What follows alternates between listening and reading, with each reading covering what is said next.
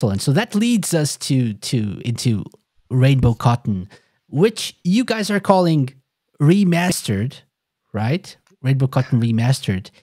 Is it really a remaster, or is it more of a remake in a way? Felix is like, yeah. We've been checking different definitions. It's ultimately, I think, somewhat interchangeable. That you do find some nuances in the definitions. Yeah, it's definitely not only a graphical remaster. So in that way, it's for sure also a remake, because we did look at the mechanics and some gameplay variables, and so yeah, it's maybe in between, depending on who you ask. It's a remaster. Is that a thing? It's like a mix. Some hybrid. There's some hybrid. Yeah. It definitely got improvements, a lot of improvements over the original, right? In terms of controls, especially, and systems. So definitely more than just what people probably expect from a simple graphical remastered version. Yeah. And with Rainbow Cotton specifically, it was, I don't want to say it's the worst received Cotton, but it's definitely, we knew going in it that the original game had some issues. So it's more so, I think, whereas with Cotton 100% or Panorama Cotton, pure emulation, we knew that Rainbow Cotton, there's some room for improvement, and we really wanted to try and do something there without completely altering the game. So it's definitely, it lends itself to kind of going like a step further and tweaking some of these things. You already mentioned that it's not really just a graphical remaster. There's more work to be done, or there was more work to be done here. What were the challenges of working on this, like, remake or remaster? This is complicated. On Rainbow Cotton. What were the challenges of working on Rainbow Cotton? Let's call it this.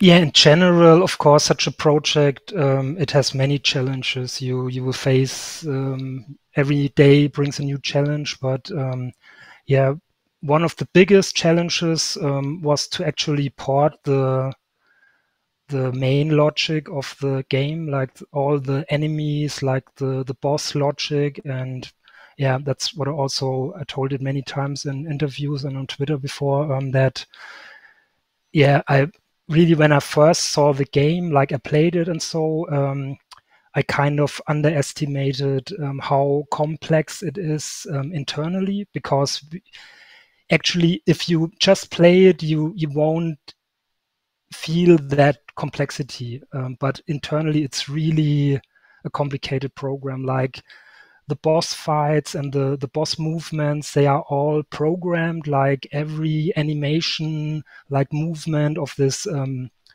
level 3 end fight is with the giant fish or sashimi. I don't know if you've seen him.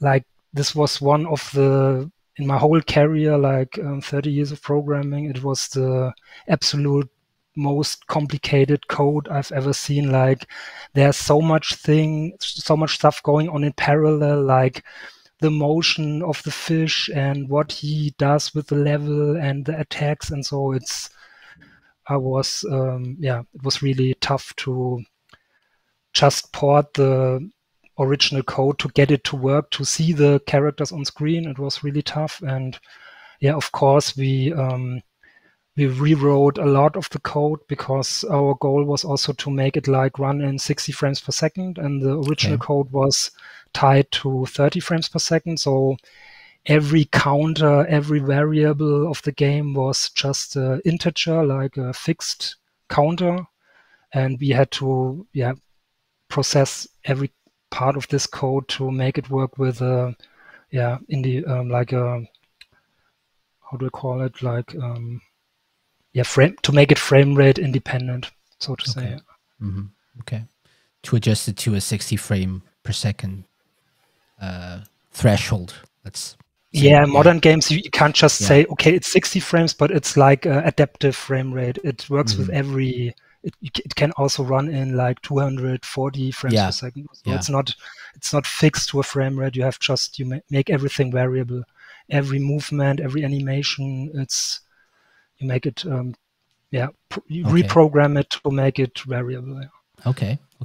Yeah, makes sense. Awesome. Did you have access to the original code? Yeah, without that, I think it wouldn't have been possible to convert it, or it would have taken like 10 times as long.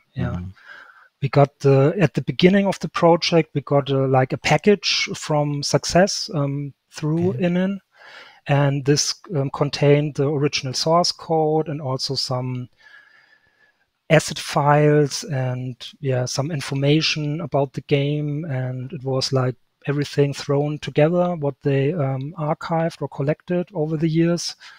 And we went through all of that, and of course the most important thing for us was the source code, which we used like every day. We compared it to our version, and it was also funny because the comments in the source code, they were all in Japanese, so I used a lot of Google Translate to know what was going on. But it was a really great experience. So for me, it was like a dream come true, because I could look into the minds of the Japanese video game programmers of 1999. So it was a real amazing experience for me.